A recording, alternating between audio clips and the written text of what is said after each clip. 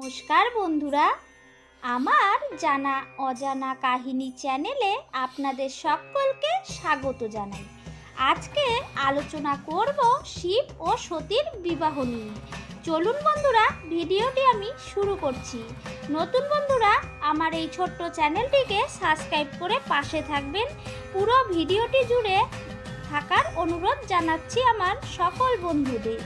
পুরো ভিডিওটি দেখার পর যদি কোনো অংশ ভালো লাগে লাইক কমেন্ট শেয়ার করতে ভুলবেন না। চলুন বন্ধুরা, এবার ভিডিওটি আমি শুরু করি। ব্রহ্মার পুত্র দক্ষ প্রজাপতি, সেই দক্ষের অসংখ্য কন্যা, তাদের মধ্যে সতী একজন, রূপে গুণে অতুলনীয়। ব্রহ্মা চিন্তা করলেন শিবের সঙ্গে তার বিয়ে দেবেন। ব্রহ্মা দক্ষকে বললেন তার মনের কথা। দক্ষ বললেন, হে পিতা, আপনি যখন বলেছেন তাহলে কোনো চিন্তা নেই, কিন্তু পাত্রের গুণ কুল বিদ্যারূপ এসব তো দেখতে হবে। বিশেষ করে দাতা কি গ্রাহিতার চরিত্র না দেখে কন্যা সমর্পণ করা যায় না। আপনি শঙ্করের পরিচয় আমার কাছে বলুন। ব্রহ্মা বললেন, তিনি পঞ্চানন, আবার তার সহস্র রূপ, সাধারণত ত্রিনেত্র, কখন কখন শত সহস্র হয়। শশধরের মতো তার বর্ণ, কখনো নীলবর্ণ, আবার কখনো কোমল বর্ণ। কখন কি যে ভাবেন তা বোঝা যায় না। তার বিদ্যা জানতে এমন কেউ নেই, সে তা জানতে পারে। চারিবেদ তার সীমা দিতে পারে না, তার গোত্রের কোনো ঠিক নেই। সবার ঈশ্বর তিনি, তিনি সিদ্ধিদাতা, মুক্তিদাতা। তিনি সৃষ্টি করেন, আবার তিনি অন্তিম সংহার করেন। দিবানিশি শ্মশানে ঘোরেন। শিবের চরিত্রের কিছু বললাম, আমি মনে করি সীতার উপযুক্ত হবে। ব্রহ্মার মুখে পাত্রের এমন পরিচয় পেয়ে দক্ষ বিস্মিত হয়ে বললেন, শিবের মধ্যে বর হবার কোনো লক্ষণ দেখতে পাচ্ছি না। সতীর রূপের তুলনা হয় না। সব ক্রিয়াকাণ্ডের বাইরে শিব, তার হাতে কন্যাদান করা অসম্ভব। আমার কন্যা কখনোই শ্মশানবাসী হতে পারবে না। আমি রাজা আর আমার জামাই ভিখারি। দক্ষের কথায় ব্রহ্মা দুঃখিত হয়ে বললেন, সকল জীবের পরম ঈশ্বর শিব, সকল দেবতার থেকে তিনি প্রবীণ, তিনি নিগুণ হলেও সগুণ। তার সমান পাত্র জগতে দ্বিতীয় কেউ নেই। ব্রহ্মার মুখে এমন কথা শুনে দক্ষ বললেন, হে পিতা, আমি আমার সতীকে আপনার হাতেই তুলে দিলাম। আপনার হাতেই ইচ্ছা আপনি তুলে দিতে পারেন। এই কথা বলে দক্ষ সতীকে এনে ব্রহ্মার হাতে তুলে দিলেন। ব্রহ্মা সতীকে নিয়ে হিমালয়ে চলে গেলেন। তারপর তিনি সকল দেবতা স্মরণ করতে সবাই উপস্থিত হলেন সেখানে। তারপর গন্ধর্বচর সিদ্ধগণ সপ্তর্ষিকেও স্মরণ করে আনা হলো। সপ্তর্ষি বেদমন্ত্র উচ্চারণ করলেন। ব্রহ্মা শিবের হাতে সতীকে সম্প্রদান করলেন। নৃত্য গীতে সবাই আনন্দ উপভোগ করলেন। দেবতারা শিব সতীর মাথায় পুষ্পবৃষ্টি করলেন। সকলকে প্রস্থান করিয়ে ব্রহ্মা আপন পুরীতে চলে গেলেন। দেবতারাও চলে গেলেন। শিবকে প্রতিরূপে পেয়ে সতীর খুব আনন্দ। এক সময় ব্রহ্মা বিষ্ণু সহ সকল দেবতাগণ শিব সত্তাকে দর্শনের জন্য গেলেন। দক্ষও গেলেন কন্যা জামাতাকে দেখতে। সতী সবাইকে দেখে আনন্দিত হলেন এবং সবাইকে সমান সম্মান দিলেন। সবাই খুশি, কিন্তু দক্ষ অপমানিত বোধ করলেন। তিনি শিবের শ্বশুর, আর তাকে কিনা সমান সম্মান। দেবী সতী পরমাত্মা স্বরূপিণী হন, তার দৃষ্টি সবার প্রতি সমান। দক্ষ শিবের তত্ত্ব না জেনে কন্যা জামাতা জ্ঞান করলেন, তাই অপমানিত বোধ করে চলে গেলেন। একদিন দক্ষ এক মহাযজ্ঞের আয়োজন করলেন। সেখানে সকল দেবতা এসে হাজির। কেবল শিব ও সতীকে তিনি ডাকলেন না। মহাযজ্ঞের ধূম আকাশে উঠল। সতী বললেন, কে এই যজ্ঞ করছেন? শিবহীন যজ্ঞ হয় কেমন করে? আমার পিতা বড়ই মূর্খ। শিব বললেন, সকল দেবতা যজ্ঞস্থলে উপস্থিত, তারা যজ্ঞাংশ ভক্ষণ করবেন, তাতেই আমি মুগ্ধ।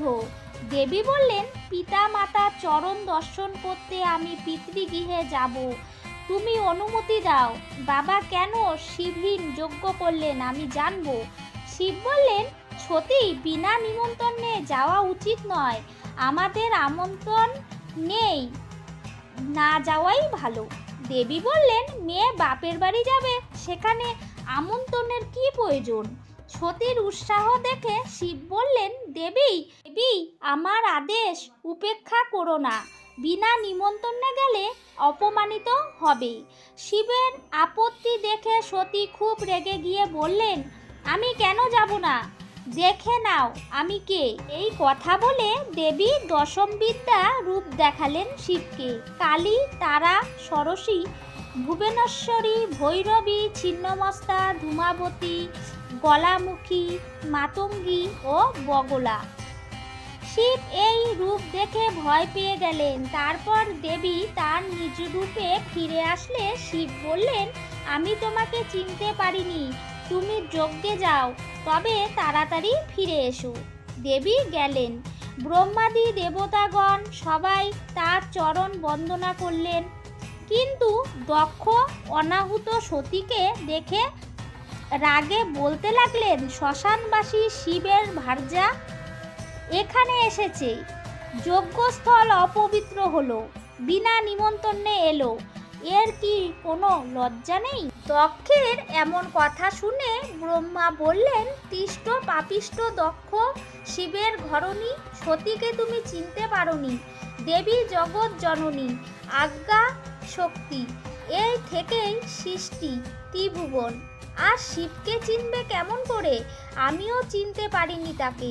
দধিচি বললেন, হে দক্ষ, ব্রহ্মা তোমার পিতা, তুমি পিতার কথা লঙ্ঘন করো না, তাতে ধর্মাবৃদ্ধি পাবে। শিব রেগে গেলে তোমার যজ্ঞ ধ্বংস হবে। তাদের কথা শুনে দক্ষ বললে, সে শ্মশানে মশানে ঘোরে, তাকে হবিদান করতে পারবো না। শিব রেগে গেলে কি ক্ষতি করবে আমার? আমার আজ্ঞা বহ দেবতাদের আমি হবিদান করব। দধিচি মুনি রেগে আবার বললেন, ব্রহ্মা, বিষ্ণু আর সকল দেবতাগণ এরা যতই থাকুক, শিব রেগে গেলে এই যজ্ঞ কেউ রক্ষা করতে পারবে না, তার থেকেই সৃষ্টি আর শেষ। যেজন শিব নিন্দা করবে তার জীবন সুখকর হবে না। হে দক্ষ, তুমি রুদ্রের উপর হিংসা করলে আর মঙ্গল হবে না। তারপর ব্রহ্মাও অনেক বোঝালেন দক্ষকে, কিন্তু দক্ষ রেগে শিব নিন্দা করতে ছাড়লেন না। বললেন, শিবের চরিত্র আমার জানা আছে, শ্মশানে মশানে থাকে, ভাং ধুতুরা খায়, লজ্জাহীন, উলঙ্গ, গায়ে তেল নেই, ছাই মাখে, কোনো বেশভূষা নেই, মাথা জটা, আর তার অনুচরেরা সকলেই ভূত প্রেতের দল। দক্ষের মুখে এমন শিবের নিন্দা শুনে উপস্থিত সকল দেবতাগণ দুঃখিত হয়ে কানে আঙুল দিলেন। সতী নিজের কানে প্রতিনিন্দা শুনে মহারুষ্ট হলেন। তিনি পিতাকে বললেন, আজ পর্যন্ত কেউ শিবের নিন্দা করেনি, তুমি তাই করলে। তুমি যেহেতু মহেশ্বর বদনাম করলে, তাই তোমার কুল নষ্ট। এইভাবে দক্ষকে ভর্ৎসনা করলেন সতী এবং নিজের প্রাণবায়ু রোধ করে যজ্ঞস্থলে মৃত্যুবরণ করে। শিব অন্তর্যামী, তাই তিনি কৈলাস থেকেও সতীর দেহত্যাগের কথা জানতে পারলেন। তিনি মহা ক্রুদ্ধ হলেন, তার চোখ দিয়ে আগুন বেরোতে লাগলো। শঙ্করের গাত্ররোম থেকে অতি ভয়ঙ্কর এক মহাবীরের সৃষ্টি হলো।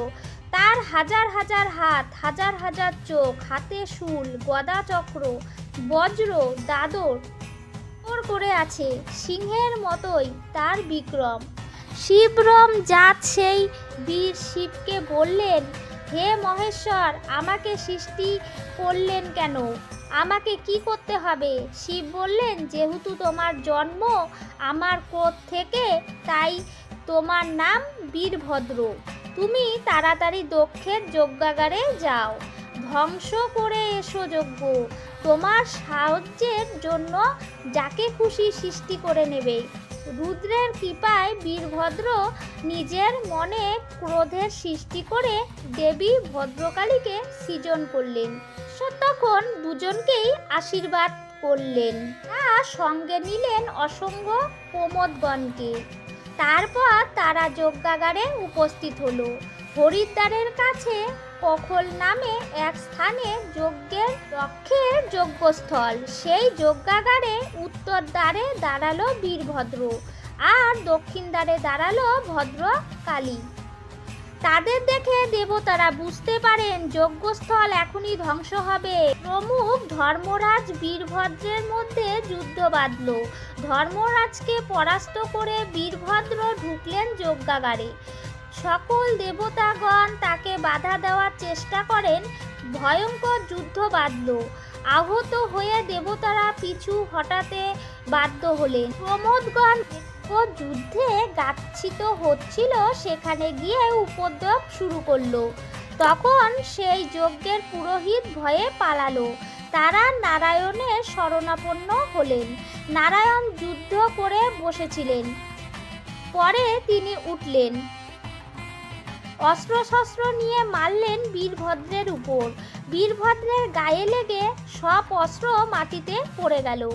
বহুক্ষণ যুদ্ধ করলেন নারায়ণ। যত অস্ত্র মারেন শিবের প্রসাদে সব অস্ত্র ব্যর্থ করে দেন বীরভদ্র। বীরভদ্রকে দমন করতে না পেরে নাকি নাক দিয়ে বীরভদ্রকে ধারণ করে ভূমির ওপর ফেলে বাহু ও উরুর দ্বারা শোষণ করতে লাগলেন। তার ফলে বীরভদ্র রক্তবমি করল। সেই রক্তের সনে একটি চক্র বের হলো। শ্রীহরি সেই চক্রটিকে নিয়ে বীরভদ্রকে ছেড়ে দিলেন। এমন সময় মহেশ্বর ক্রোধান্বিত হয়ে যজ্ঞস্থলে উপস্থিত হলেন। বীরভদ্র তাকে দেখে তার শরণ নিলেন। বীরভদ্রের রক্তমাখা শরীর দেখে মহাদেব ক্রুদ্ধ হন। তিনি নিজে যজ্ঞের মধ্যস্থলে গিয়ে লণ্ডভণ্ড করে দিলেন। রুদ্রের সেই ভয়ঙ্কর মূর্তি দেখে ভগবান শ্রীহরি ভয় পেয়ে সেই স্থান থেকে উজ্জাস্র কাননে আশ্রয় নেন। দেবতারা ভয়ে যেদিকে পারলেন চলে গেলেন। এই সব দৃশ্য দেখে প্রজাপতি দক্ষ ভাবলেন, শিবকে অপমান করার জন্যই এইসব হলো। সকল নিমন্ত্রিতগণ চলে গেলেন। পুণ্যের যজ্ঞ করছিলাম, এলাম যা পাবার ছিল। শিবের অনুচরেরা মহর্ষিগণকে মারতে লাগলেন। তখন মহর্ষিগণ বীরভদ্রের স্তব করলেন। তবুও বীরভদ্র শান্ত হলো না। তখন দক্ষের মাথায় আঘাত করল এবং সঙ্গে সঙ্গে দক্ষের মাথা ছিন্ন হয়ে গেল। যারা যজ্ঞ করলেন তারা সবাই মারা গেলেন। তাই সকলেই ভয়ে পালিয়ে যাওয়ার চেষ্টা করলেন। দ্বারের কাছে ভদ্রকালী প্রমথেরা ছিল। যারা পালাতে চেষ্টা করছিল তাদেরকেও তারা বধ করেছিল। তখন উপায় না দেখে দেবতাগণ পাখি রূপ ধরে যজ্ঞস্থল ছেড়ে পালিয়ে গেলেন। ব্রহ্মা মুক্ত রূপ ধরে পালাবার চেষ্টা করলে শিব তাকে ধরে ফেলেন। কোনো উপায় না দেখে ব্রহ্মা রুদ্রের সব স্তুতি করলেন। শিব তুষ্ট হয়ে ব্রহ্মাকে বললেন, বল কি চাই? ব্রহ্মা বললেন, দক্ষকে বাঁচিয়ে দিন। যারা যারা এই যুদ্ধে মারা গেছে তাদের প্রাতকের প্রাণদান করুন। মহেশ্বর বললেন, এখানে যজ্ঞে যে পশুকে বলি প্রদত্ত করা হয়েছে সেই পশুর মাথা দক্ষের কাঁধে যুক্ত করে দিলে সে বেঁচে উঠবে। আর হে ব্রহ্মা, তোমার কমণ্ডলুর জল সবার গায়ে ছিটিয়ে দিলেই সবার প্রাণ ফিরে আসবে। শিবের কথা মতো ব্রহ্মা ছাগলের মস্তক দক্ষের কাঁধে যোগ করলেন। তারপর তিনি কমণ্ডলের জল ছড়িয়ে দিলেন চারিদিকে। সকলেই বেঁচে উঠল। দক্ষ তখন শিবকে বললেন, এই যজ্ঞে আপনাকে নিমন্ত্রণ না করার ফল আমি পেলাম।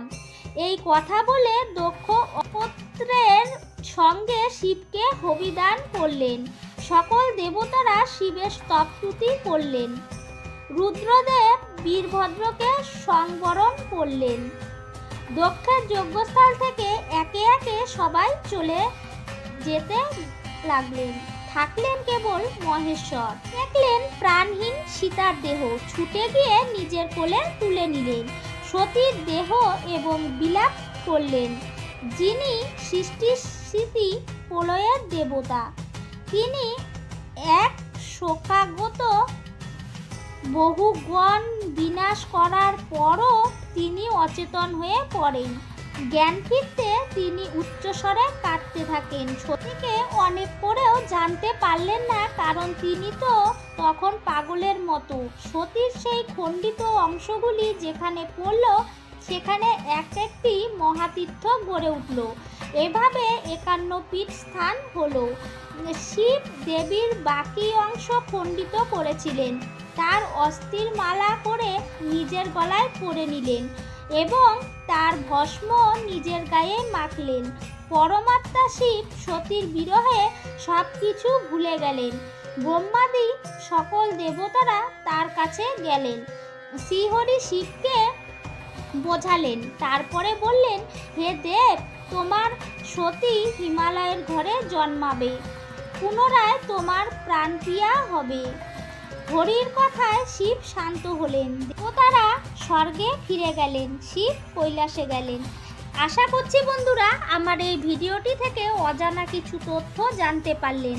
যদি ভিডিওটি থেকে কোনো অংশ আপনাদের ভালো লাগে বা উপকৃত হন, প্লিজ আমার এই ক্ষুদ্র চ্যানেলটিকে সাবস্ক্রাইব করে পাশে থাকবেন। সবাই ভালো থাকবেন, সুস্থ থাকবেন। ধন্যবাদ।